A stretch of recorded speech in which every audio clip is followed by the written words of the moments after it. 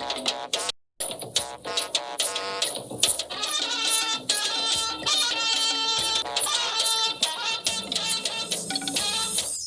will do everything within our capacity to ensure that we deliver on the mandate of the Mr. President and the Constitution of the Federal Republic of Nigeria. Newly appointed members of 3 constitutional bodies of federal government charged to contribute their quota to national development. We thank Nigerians for their patience and understanding, and we urge them that they should strictly abide with the new airport protocols. Ray of hope for air passengers as Presidential Task Force on COVID-19 reassures Nigerians that domestic flights will commence gradually on the 8th, 11th and 15th of this month. And legislation that would enable High Court judges to order forfeiture of assets on course in the National Assembly. Hello and a warm welcome to NTN Network News. I am Joseph Johnson in Abuja. Michael Olaleye is in Lagos and Mohammed Ibrahim is standing by in our Maiduguri Network Center. And of course, Kemi Oshin will join us a little later from Ibadan. Thanks for your company. Now let's begin by telling you that the newly appointed members of 3 constitutional bodies of the federal government have been sworn in. President Muhammadu Buhari presided over the ceremony in exercise of the powers conferred on him by Section 154, subsection 1 of the nation's constitution. State House correspondent Adamu Sambo has details.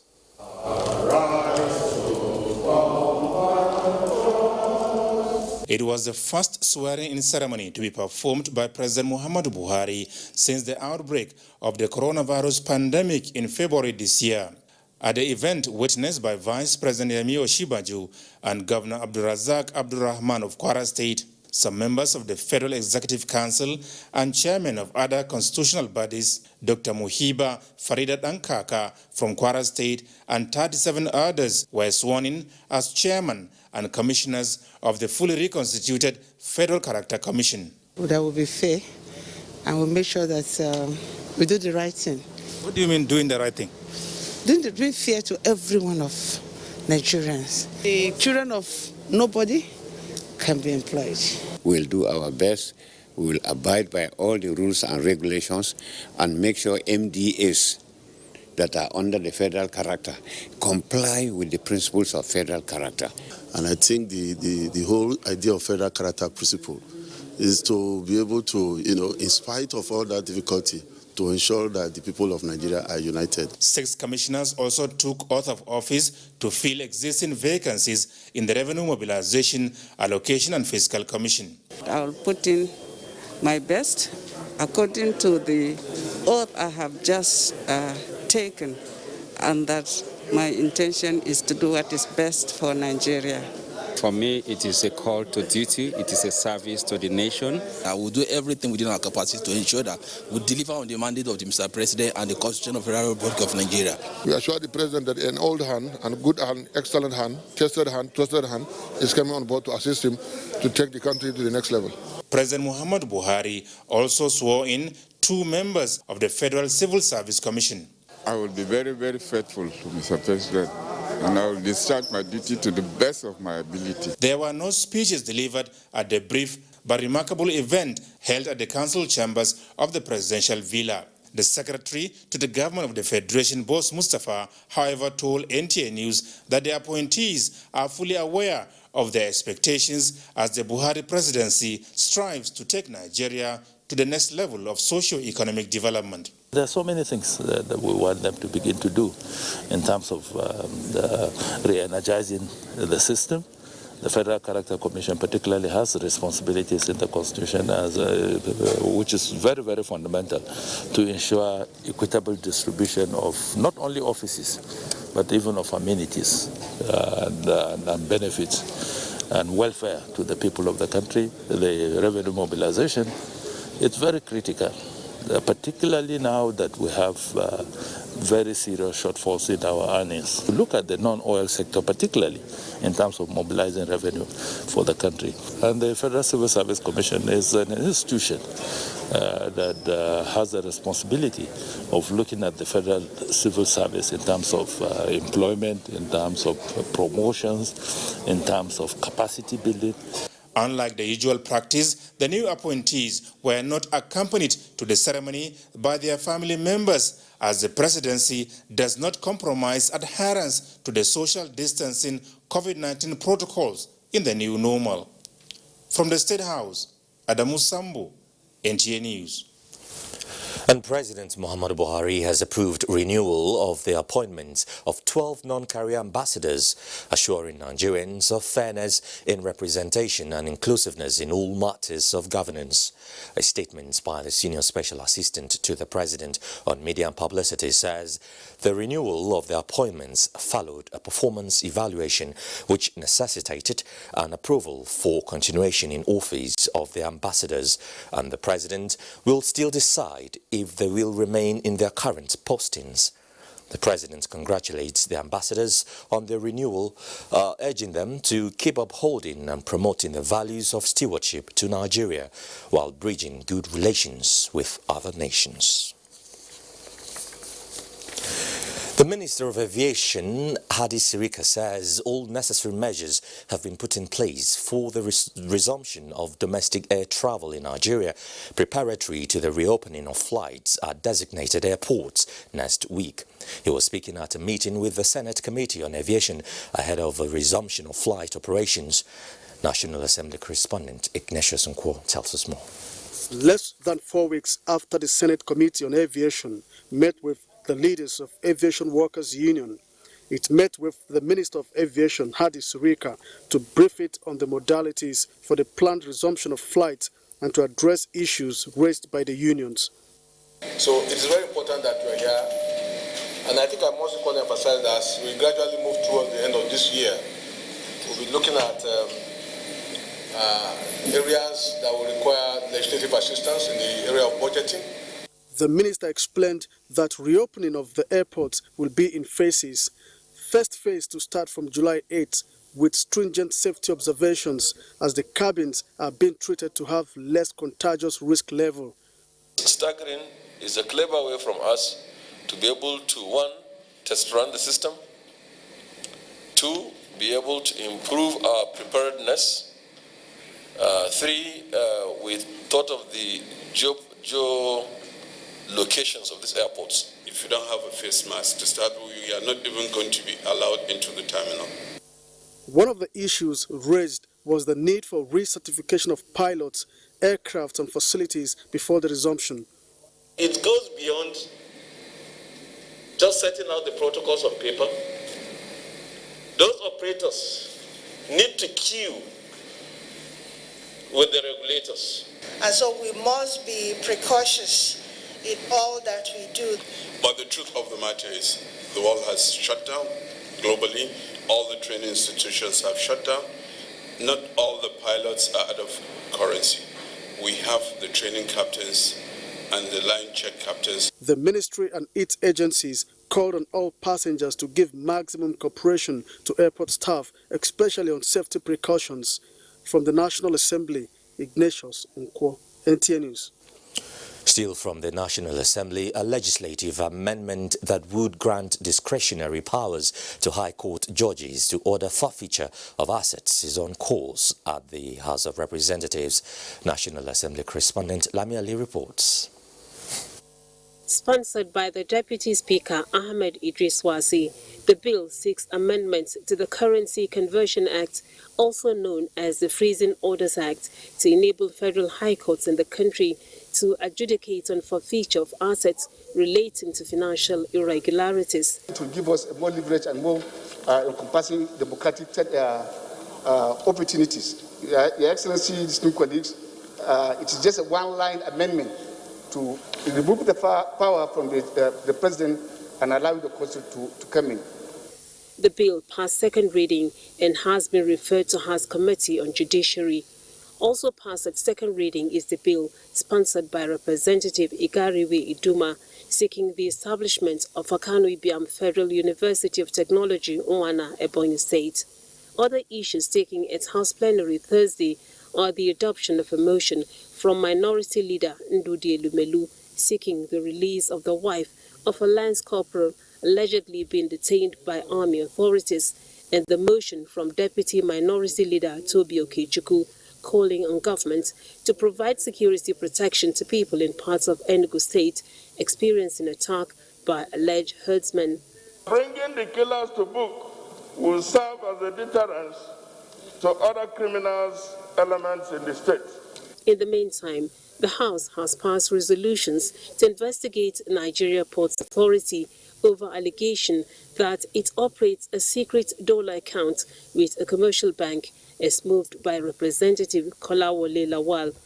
Also to be investigated are skills acquisition and social investment programs of the federal government and the status of recovered loot by agencies of government from 2010 to date. Thousands of seized vehicles, cash on transit at ports, departures, and other items estimated to cost about 500 billion naira are currently wasting away.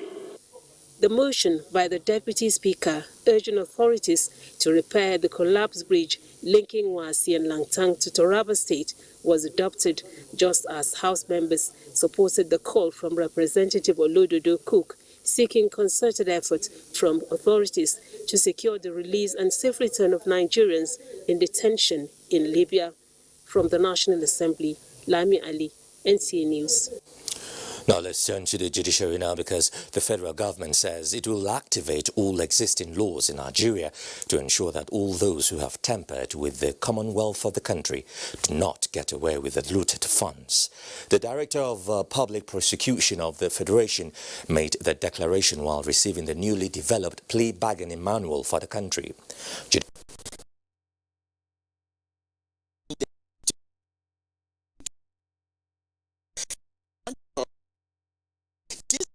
In order to raise the level of confidence for that provision that the nation's lawmakers then made it a part of our laws. Now, Section 270 of the Administration of Criminal Justice Act provides for the adoption of plea bargain in the prosecution of corruption offences. Even then, it would seem it has been sparingly used by prosecutors. This is why a manual has now been developed to sharpen its understanding and help both prosecutors and the courts get the best out of the plea bargain provisions. Director of Public Prosecution of the Federation said that the manual will go a long way in advancing the government's fight against corruption. It helps in the management of the caseload of prosecutors and enable the state to concentrate its limited resources on the cases considered more deserving of full prosecution. If carefully applied, plea bargain can enhance the quick return of stolen assets. The manual was developed by the Rule of Law and Anti-Corruption Program, ROLAC, and the Center for Social-Legal Studies. But how do we know when plea bargain is not in the public interest? The factors to consider are listed in Article 9 of the manual. In Abuja, Femi Okewu, NTA News.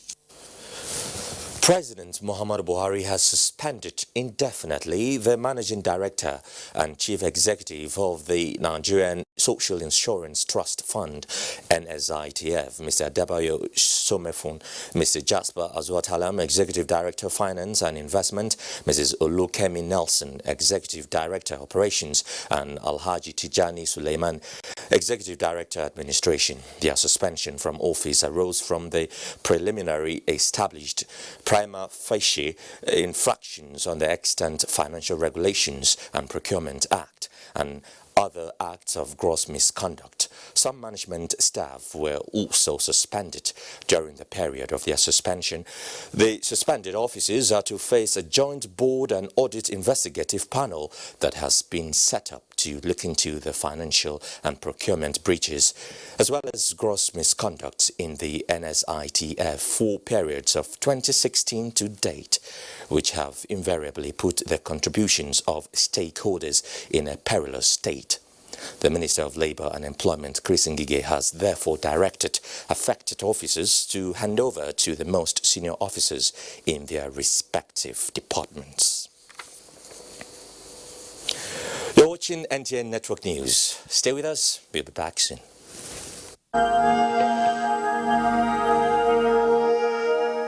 I wish to once again commend the frontline workers across the country who, on a daily basis, risk everything to ensure we win this fight.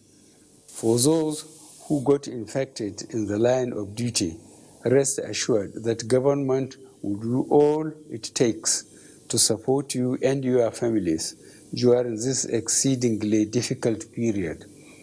I will also take this opportunity to assure you all that your safety, well-being, and welfare remains paramount to our government. I am using this opportunity to express our deepest condolences to the families. Deputy National Publicity Secretary of APC, Yakini Nabena, in a statement, Governor of Imo State, Hope Uzodinma, will serve as Deputy Chairman and Abbas Brimo as Secretary of the 49-member APC National Campaign Council. Other members of the Campaign Council include ministers, members of the National Assembly, and governors of Gombe, Inuwa Yahaya, Kogi Yahaya Bello, Lagos, Babajide Sanwo-Olu, Deputy Senate President Ovie Omoagege, and 2 former national chairmen of the party, John Odigo Yegun and Adams Oshiomhole. The Campaign Council will be inaugurated on Monday, 6th July 2020 at the party's National Secretariat. As political activities gather momentum in Ondo State ahead of the October 10 governorship election in the state, the Independent National Electoral Commission (INEC) has released notice on the election to the public. INEC resident Electoral Commissioner in Ondo State, Ambassador Rufus Akeju, says the election will take place in the 18 local government areas of the state. Doris Olumoko reports. Addressing journalists and other stakeholders about the procedure adopted by the Commission for the Ondo State governorship election on October 10, 2020, Ambassador Rufus Akeju announced that there will be no opportunity for new eligible voters to register, while distribution of permanent voters' card, transfer of registration and replacement of lost or defaced PVC have been suspended for the meantime due to the ravaging coronavirus pandemic in the country. The implication of this development, according to the INEC Commissioner, is that no new voter will participate in the Ondo governorship poll.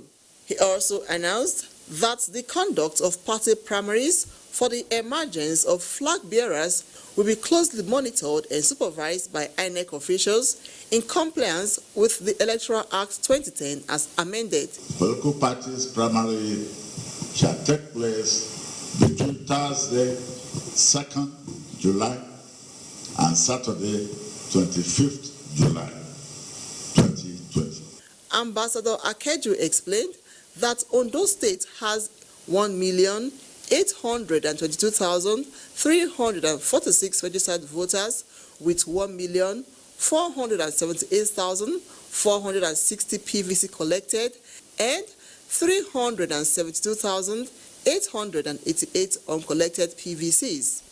In Akure, Doris Olumoko, NTA News.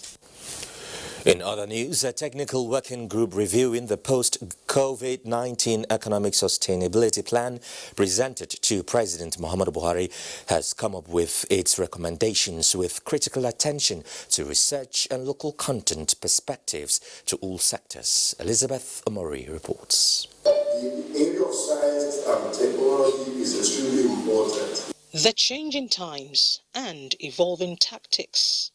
The coronavirus pandemic has no doubt changed human interaction, and this is a practical manifestation. This group takes advantage of the evolution and meets virtually to review a policy initiative of the federal government on its post-COVID-19 agenda. With this development now, we are going to put an advisory. There are some of the contribution by Nigerians to see how we can develop the local content. How is it going to be carried out in Nigeria? How is that partnership between the private sector and the government going to allow? They suggest enhancement of diagnostic capacity and case management of the health sector, full compliance with Executive Order 5 in the implementation of the Economic Sustainability Plan, and commercialization of products developed by the Ministry of Science and Technology. The first thing to do is to ensure that the local solutions that have been developed by Nigerians are supported. We get diverse views and we even get some conflicting views, but by the time we aggregate those views, you discover that they are not actually conflicting, but they are mutually supportive. Emphasis was also made on promotion of ICT in order to maximize digitization of all socio-economic activities in Abuja. Elizabeth Omori, NTA News. The Ministry of Foreign Affairs and the National Commission for Refugees, Migrants and Internally Displaced Persons have resolved to work closely with other stakeholders towards the repatriation of refugees. An agreement to that effect was reached after talks between the Minister of Foreign Affairs, Geoffrey Onyema, and the Federal Commissioner from the National Commission for Refugees, Migrants and Internally Displaced Persons, Senator Bashir Garba Mohammed. The Federal Commissioner had, during a courtesy visit to the Foreign Affairs Ministry, re-emphasized the key role of the ministry in consolidating support from countries such as Niger and Chad in the repatriation of stranded refugees. The officials also agreed that it is important to ensure that refugees are repatriated under safe and secured environment and integrated back into society under long-term and sustainable resettlement plans. Now, the Nigerian Television Authority has reaffirmed its commitment in partnering with other organizations in carrying out its social responsibility of informing, educating and enlightening the public on matters of public concern. The Director General of the NTA, Malam Yakubu Ibn Muhammad, stated this while playing host to the first female district governor of Rotary International District 9125, Rotarian Jumoke Bamiboye and other members. Alika Okbanachi Arwa reports. The WHO Regional Commission for Certification of Polio Eradication accepted Nigeria's documentation of a wide polio virus-free status in June, a major milestone in the country's battle against polio. To safeguard this hard-won battle against the disease, Rotary International is seeking partnership and collaboration with the Nigerian Television Authority in creating awareness on the importance of routine immunization of children. What I will do differently is adding the woman's touch. You know, we are the energy. To bring the energy into Rotary, to do projects that impact on the community, and to address the needs of the moment. While commending Rotary International for their service to humanity, the Director General maintains that NTA will continue to be the vanguard in information dissemination and creating awareness on public health issues as well as social vices. One thing that NTA is, worried about, apart from COVID-19, which is global, is the increasing incidence of rape that we have witnessed in recent past in this country. And we in NTA are making plans to make the fight against rape as one of our major causes. We will pursue it, will be the vanguard, will be the pivot for that fight against, rape and rapists. The meeting with the management of the NTA is born out of the authority's posture as the largest television network in Africa. In Abuja, Alika Okpanachi, Arua, NTA News. President Muhammadu Buhari rejoices with foremost educationist, scholar, poet and community leader Chief Alexander Olu Ajayi on the occasion of his 90th birthday. Joining family members, friends and associates to give thanks to God for the gift of long life and good health, the President salutes Chief Ajayi for a life devoted to sharing knowledge and contributing to the smooth running of many academic institutions. In a congratulatory message, the President commends the fact that from 1953, when the celebrant took a degree at the Forebe College, Sierra Leone, to postgraduate studies in the University of London in 1954, Chief Ajayi had no other motive than to impact the education sector of his country positively.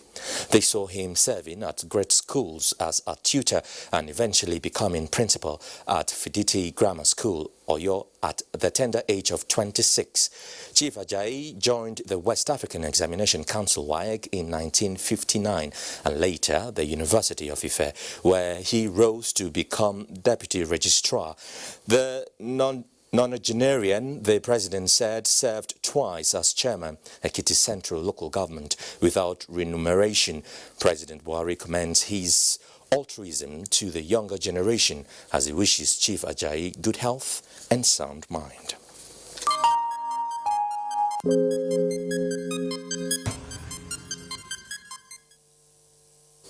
Well, let's bring you some updates now on COVID-19. The Nigeria Center for Disease Control, NCDC, has announced 790 new cases of COVID-19 in the country. The latest figure released brings the total number of confirmed cases to 26,484 in Nigeria. A breakdown of the new cases indicates that Delta recorded the highest number for the day with 166 cases, while Lagos has 120 cases, Enugu recorded 66, FCT 65. Let's just get details now from our correspondent Joyce Ometo. Its new highest figure of daily confirmed cases of COVID-19 of 790 new infections announced by the Nigeria Center for Disease Control. With the latest updates, the total number of cases in the country has risen to 26,484. Fatalities at 603, while 10,152 persons have been discharged.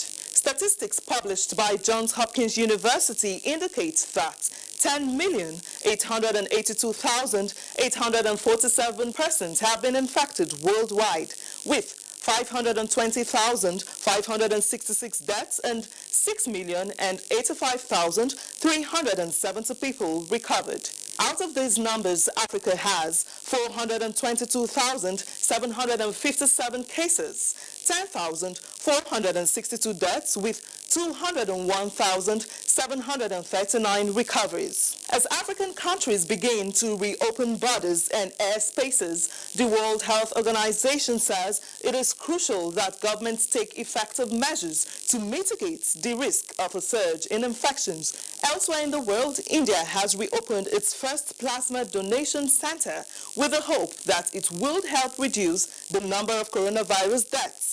The country has also started what it calls the world's largest plasma therapy trial in Maharashtra. Doctors says treating infected patients with plasma from recovered people could reduce the number of coronavirus deaths. Meanwhile, New Zealand's Health Minister David Clark has resigned Thursday following a series of personal mistakes during the COVID-19 pandemic. Reports have it that David Clark last week blamed a health official for border lapses, generating an angry response from the public. Clark said he was becoming a distraction from the country's virus response. And that's it from here. Many thanks for watching. I am Joyce Ometu. Still talking COVID-19, the Presidential Task Force on COVID-19 has indicated that 3 out of 5 persons who die of COVID-19 are aged 50 and above, as the cases in Nigeria continue to rise. Chairman of the task force, Boss Mustafa, is urging Nigerians to avoid all non-essential travels despite the lifting of the ban on interstate movements to stop transmission. Mitari Igban reports. The curve of the COVID-19 pandemic has been on a consistent upward progression in the last 1 month, with Nigeria recording its highest daily statistics yet of 790 confirmed cases on the 1st of this month. The managers of the pandemic believe the trend should erase any form of skepticism among Nigerians. The figures are not meant to scare us, but it's to create a vivid picture of what we're dealing with. The adverse effect of these figures will begin to show in the next 3 weeks. While majority of the infected cases are under 50 years old, the majority of fatalities are over 50 years old. We really have to show our elderly citizens love and affection by not exposing them. The deployment of more gene expert machines repurposed for COVID-19 is expected to increase testing capacity and turnaround time for results. It's therefore important, if you have come in contact with a COVID positive case or have related symptoms, please take appropriate steps for testing. Risk communication on the pandemic and social mobilization of Nigerians have also been intensified. Risk communication committee is already working to translate scripts and small dramas in all the major languages that it can reach everybody. The PTF clarified that its decision to allow graduating primary and secondary school classes to resume should not be misinterpreted that all schools will resume. Nobody has resumed schools. Nobody should start negotiating about whether they are essential workers. If you bring teachers today, you must give them PPE. The Presidential Task Force is urging state governments to provide more bed spaces and increase sample collection sites for testing. In Abuja, Mitaire Ikben, NTA News. Nigeria's First Lady Aisha Buhari has described the late former governor of Oyo State, Abiola Ajumobi, as a Democrat who did not only work rigorously to actualize the aspirations of his people, but a pillar of support for the realization of the next level agenda. The First Lady made the remark while sympathizing with the family of the former governor in Lagos State. Michael Olale reports. It's one of the rare visits of the First Lady to Lagos, which invariably depicts her age-long compassion and love for the Ajimobi family. The First Lady, obviously emotional, urged the family to accept the irreparable loss as an act of God, which is indispensable. She told the wife of the late former governor to remain strong, taking solace in the enviable legacies laid by her husband. We pray to the Almighty Allah to grant you the fortitude to bear the great loss. And we pray for him to comfort the family. The husband will be missed greatly. In line with the mandate of providing support for one of their own, wives of Southern Governors Faroum and the Minister of Women Affairs accompanied the First Lady. We are here to show you that we love you and we are with you in prayers. We know that you love him so much, but God loves him more. His memory will always be sweet, beautiful, bright, and exciting, even in death. Never forget Daddy's kindness. I'll never forget how he took care of me and my family at a time when we needed it. In Lagos, Michael Olale, NT News.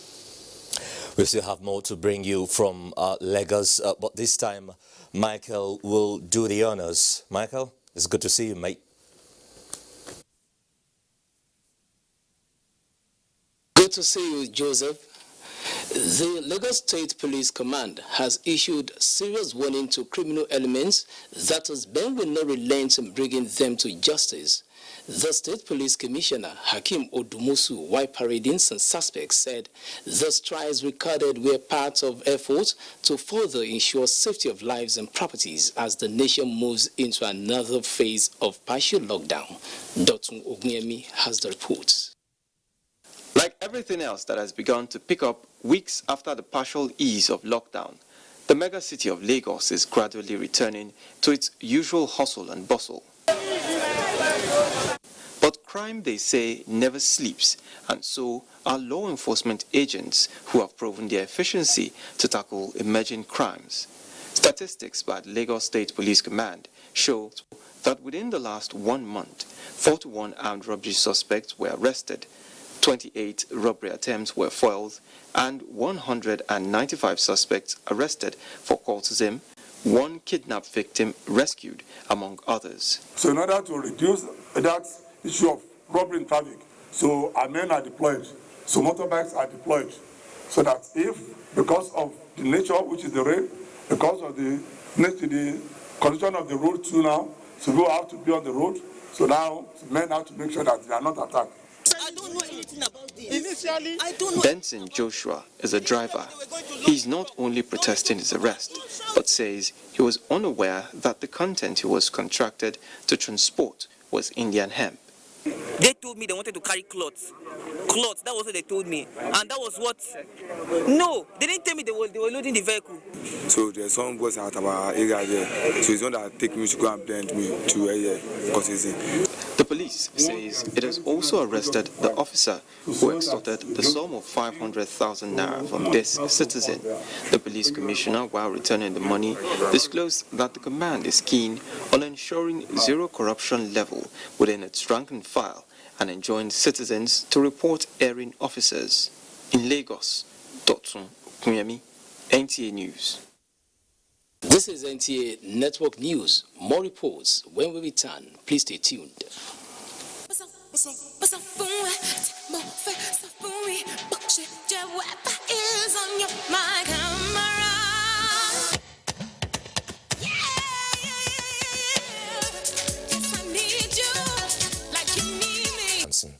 In continuation of efforts by the federal government and stakeholders towards a sustainable power supply in the country, the leadership of the National Assembly this Thursday joined a meeting of the Power Sector Reform Coordination Working Group chaired by Vice President Yemi Osinbajo.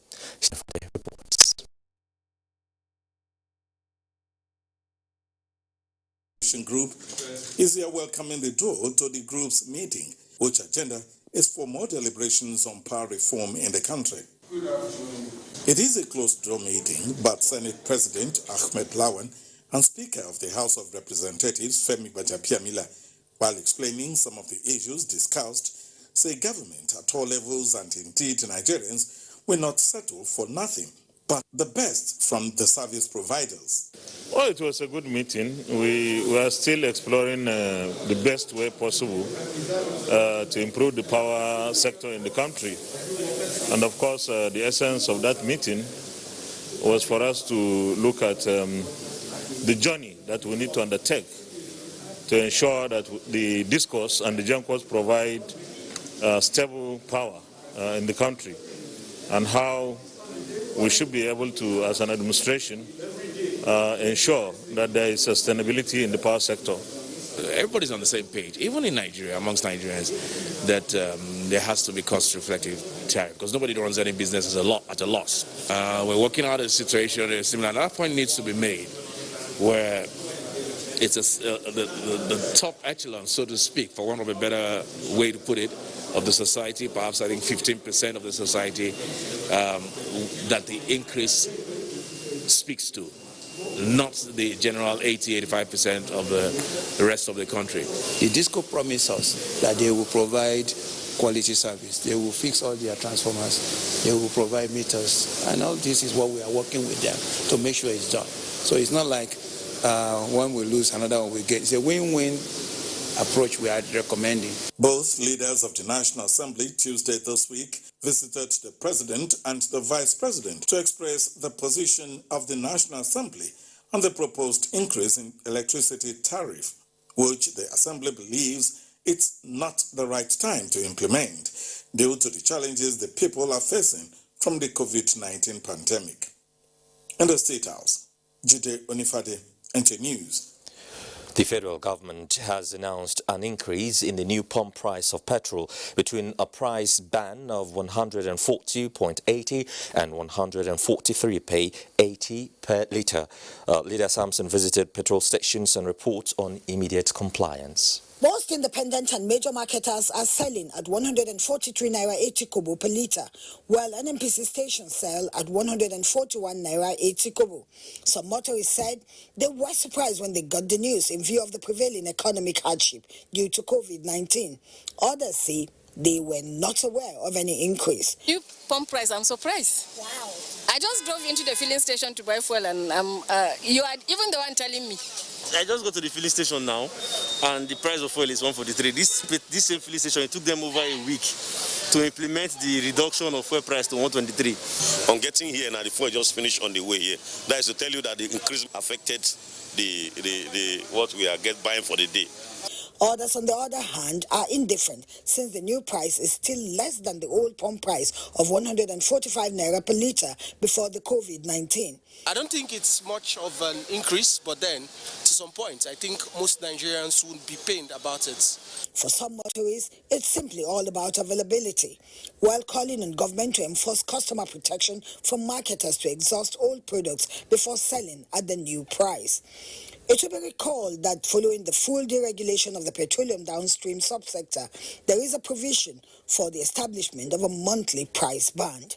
In Abuja, Lydia Sampson, NTA News.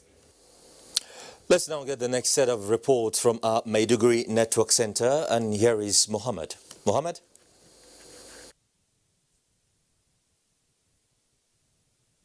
Thank you, Joseph, and welcome to Maiduguri. Adoption of digital technologies and innovation into the premise of teaching and learning have been described as the best way to sustain the university education system while the world battles with coronavirus pandemic. This was the epilogue by discussants at a one-day virtual interactive conference held at Academy Hall.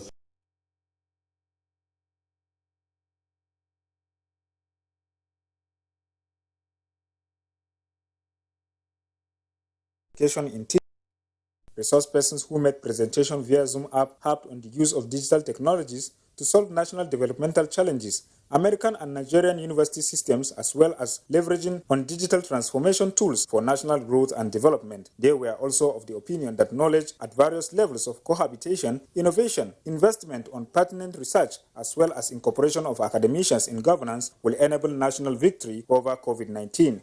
Chairman of the occasion, Professor Jibrilla Dairu Amin, described the initiative as keen and timely owing to the globalization posed by technological advancements. What we need is for the staff to be committed to it. We don't have to be a computer scientist. You don't have to be a computer engineer.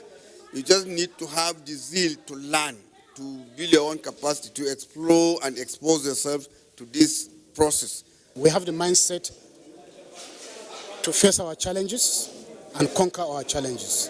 The institution is also putting necessary measures in place to manage students and teachers as academic activities can resume across the country within the shortest possible time. In Maiduguri, Jalwa John Jason, NTA News. That is it from this end. It's back to you, Joseph. Thank you very much, Mohammed from Maiduguri Network Center there. In line with President Muhammadu Buhari's agenda of diversifying the nation's economy to agriculture, the APC government in Gombe State understands that until important farming inputs such as fertilizer get to the farmers in the remotest farming population, the objective would not be achieved. Fathaya Awolaba was at the rural areas where the government intends to reach when the 2020 wet farming season fertilizer sales was flagged off. Farming inputs, especially fertilizer, have become the major bane to actualizing farmers' dreams of making agriculture the sustainer of Nigeria's economy. There is a renewed determination to return agriculture to its position as the country's major income earner by the Buhari's administration. Under a unified national agricultural policy, states can now purchase fertilizer for resale to farmers. Governor Muhammadu Inuwaya, in fulfilling his campaign promise of making affordable fertilizer to farmers in Gombe State, procured 20,000 metric tons of fertilizer for resale to farmers at the rate of 5,000 naira per bag for the 2020 cropping season. Each polling unit, we have 50 bags of NPK already delivered now, and we have 50 bags of urea to be delivered very soon. The move towards turning the Nigerian's economy round with focus on agriculture may not be without cogs in wheels, particularly with the coronavirus pandemic bringing even first world economies to their knees. Fatia Awal Abba, NTA News. Let's now turn our attention to Ibadan, where Kemi is standing by. Kemi. Joseph, and welcome to Ibadan. Soko came the way of Surulere Ogoluwa Federal Constituency in Ogbomoso, which was affected by heavy rainstorm earlier in the year. This was facilitated by the lawmaker representing that constituency in the House of Representatives, Olusegun Odebumi, through the National Emergency Management Agency, NEMA. Correspondent Lukman Hassan has the details. Items distributed include bags of cement and roofing sheet. Empathizing with affected resident member House of Representatives representing Surulere Ogoluwa Federal Constituency, Olusegun Odebumi, and the Southwest Zonal Coordinator of NEMA asked the people to make good use of the materials given to them. Your buildings are affected. Talking about wherever you came from. If in as you live here and this thing affected your property. When you have trees around your houses, you know, the wind, it can reduce the effect, the speed of the wind. So tree planting was what government was doing before. Some of the beneficiaries expressed their gratitude for the kind gesture. Lukman Hassan, NTA News. And that's it from Ibadan. It's back to Joseph for more on the news. Thank you, Kemi. Sports Federation charged on youth mentorship. Ayodeji Makinde has details on Sports Update. Director, Grassroots Sports Development, Federal Ministry of Youth and Sports Development, Ademola Are urges national sports federations to sustain the monitoring and nurturing of products of national youth games for the future glory of the nation. We go to Ilorin every year. Athletes are discovered. What happens to these athletes after they are discovered? The federations are expected to take over those athletes, organize competitions for them, do summer camps for them and all those things. It should not always be Federal Ministry of Youth and Sport that will be doing all that. Meanwhile, reigning champions of Nigeria Women's Basketball League, Air Warriors of Abuja, are working towards successful defense of their title through regular training schedules amid COVID-19 prevention measures. Everybody has really recuperated, and with this now they should expect the best of basketball, because we are people that set standard, and thank God with the kind of record we have in Nigeria, we will not want to disappoint our supporters anytime. And in football, players of Egyptian Premier League side Zamalek have refused to resume training or return to complete the current season unless a cure for COVID-19 is found. Football activities in Egypt are due to return on July 25 despite the growing spread of the virus in the country, with more than 66,000 confirmed cases. In Abuja, Ayodeji Makinde, NTA News.